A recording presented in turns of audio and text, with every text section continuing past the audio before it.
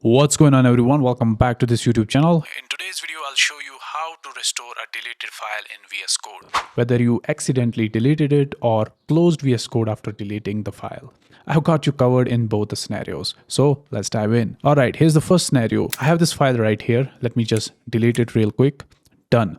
Now, if I want to restore it, it's super simple. I go to the File Explorer section in VS Code, press Ctrl+Z if you're on Windows, Command+Z if you're on Mac, and voila, the file is back. Easy, right? Alternatively, if your project is tracked with version control like Git, you can restore the file by heading to the Source Control section, locating the file, and clicking Undo Changes. This will bring back your file.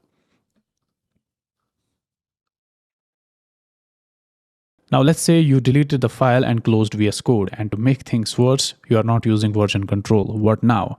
Don't worry, VS Code has got your back. Open VS Code and press Ctrl+Shift+P or Command+Shift+P if you are on Mac to open the command palette. Type local history and select Find Local History to restore. Browse the list or search for your file's name. So I'm just going to search my file, and here it is. Once you find the file, open it.